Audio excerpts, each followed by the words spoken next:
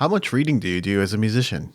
If you've been a long-time listener of the New Music Industry podcast, I suspect you've already adopted the learning habit. And if you have, I have no doubt you're getting a lot of value out of it.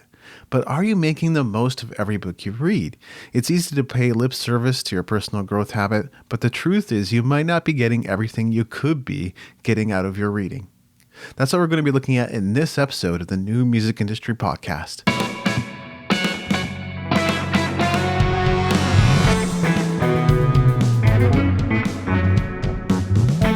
You're listening to the New Music Industry with David Andrew Weeb. Hey, it's David Andrew Weeb. You know, the first time I learned the power of a book is when I was about 12 years old. One of my favorite games at the time was SimCity for the Super Nintendo. In Japan, it was actually Super Famicom. That's what I had. I saw a strategy guide at the bookstore for SimCity, and it showed me that I could build a city well beyond anything I had ever built before. So I was looking at the book going, how in the world are they doing this? And so I ended up buying that book along with, I think, maybe one or two other strategy guides for SimCity.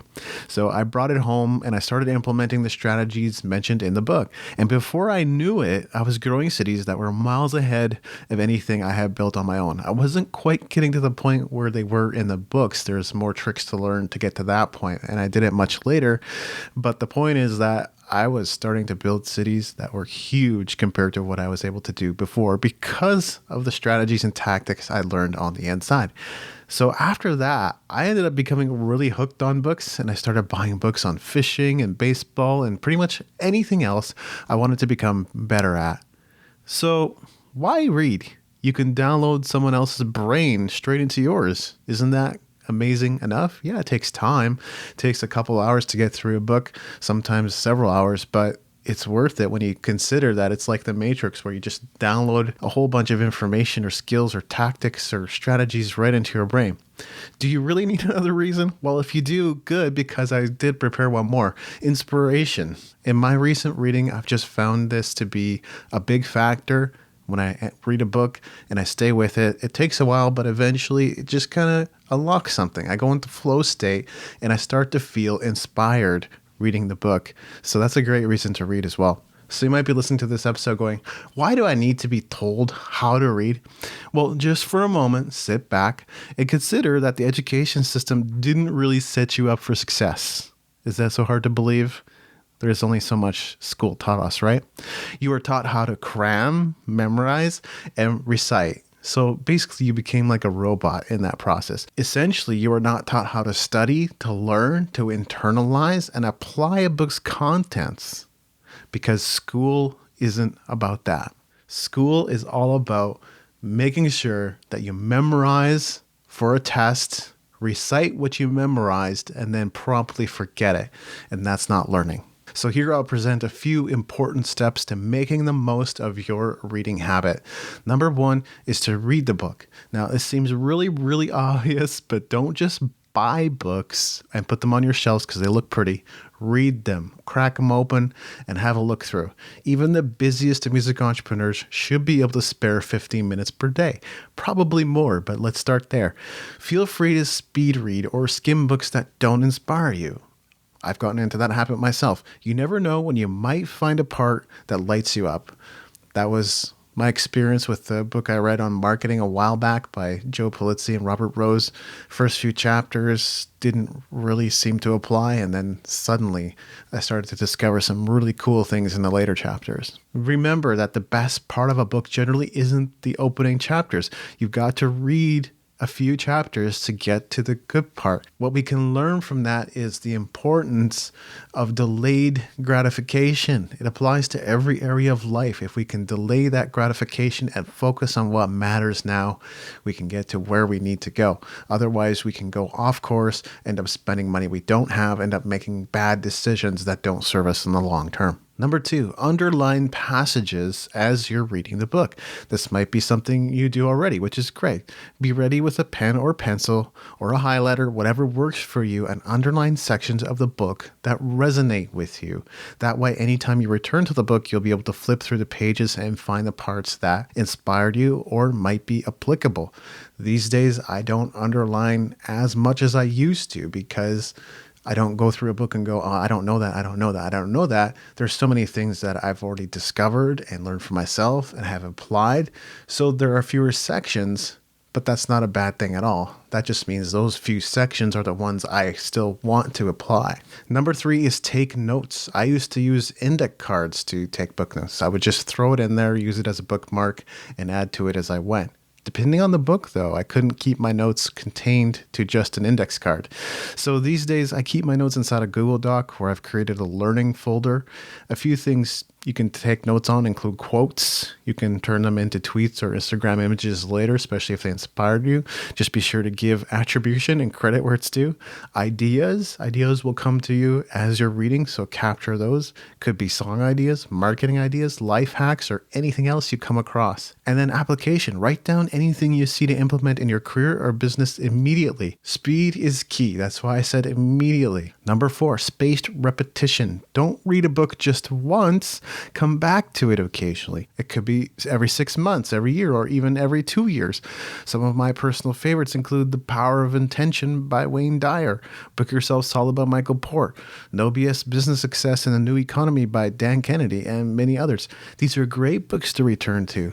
Identify a few in your own collection you think would be good books to get back to every once in a while. If you don't have any of those yet, just get into the reading habit and you're going to start to discover some books for yourself. The amazing thing about books is that they seem to transform with repeated readings. That's what spaced repetition is all about. Depending on where you are in life, the book will speak differently to you. So come back to it. And part of that is in the discovery of your own growth. Number 5 is application. What did you learn from the book that you could apply to your career or business now? If you wait for next week or the perfect moment or next Monday, whatever it is, you'll keep putting it off. And by the time you get around to it again, best practices, trending platforms, or effective tactics could have changed completely. Some things are evergreen, but some things are very, very timely. If you want to be effective in your work, learn to be a fast implementer. Start testing right away to see what works. I always have a ton of experimentations going on. I am an adventurer. I'm always on this journey of discovering and seeking out and finding new resources and tools that work, and I'm bringing them back to you. I have friends who disagree with me, but by now you probably know me as a bit of a contrarian, especially in areas where I see that there are better solutions. I'm a firm believer that some books aren't applicable. That's why I brought this up. This is because they throw far too much at you, they over-explain things, or they don't have any content in them. I read 10X Rule by Grant Cardone a while back, and that is not a content book. It's a mindset book. There's no information to get in there. There's nothing to apply. It's just about seeing that everything you want in life could take 10 times the effort you think it will.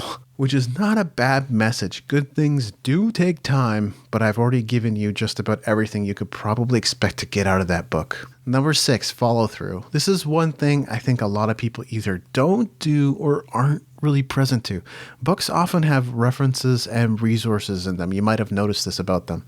If there's a call to action to buy a resource, a coaching program, a course, or otherwise, go and buy it. Now, I'm not suggesting you buy from authors you don't trust or to follow through on a book you really don't like. Don't go into debt buying things that you can't afford, but there's almost always a breadcrumb trail leading back to other great books and resources you didn't even know existed. Most people don't do this. They don't follow through on those references and resources and tools and programs and courses and so forth. So they miss out on otherwise really great opportunities. You want to take your learning to the next level, follow through on the resources mentioned in that book. And finally, number 7 is pay it forward. If you got something great from a book, we'd all like to know. If all you do is consume, you're going to miss out on the opportunity to contribute, and that's going to lead to stagnation in your growth and music career. Don't just learn with the intention of sharing with others, just as I do all the time on the podcast. Give away your copy of the book, gift the book to someone else, or do a quick video review on your phone and post it to YouTube. Trust me, the author will appreciate it, and anyone who ends up reading that book because of your recommendation and gets a lot of value out of it will come back to you for more solid recommendations. If you wanted to, you could even become an affiliate for the books you review and earn some commissions on those. There's an opportunity here to add value to others. Don't miss out on that or you will stagnate. Go from consumption to contribution. So in summary, here's the process. Number 1, be sure to read the book. Actually crack that thing open. Number 2, underline passages as you go. Number 3, take notes. Take notes on the things that inspire you. Quotes, ideas, and how you're going to apply what you just learned. Number 4, spaced repetition. Come back to a book you've already read, review it occasionally. Number 5, application. If you took notes on the things that you could implement and apply right away, go and implement them. Number 6, follow through.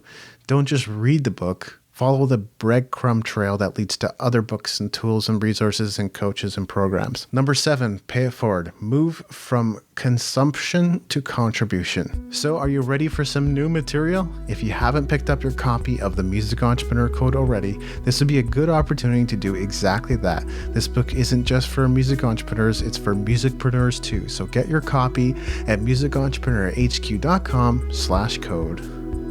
This has been episode 249 of the New Music Industry Podcast. I'm David Andrew Wiebe, and I look forward to seeing you on the stages of the world.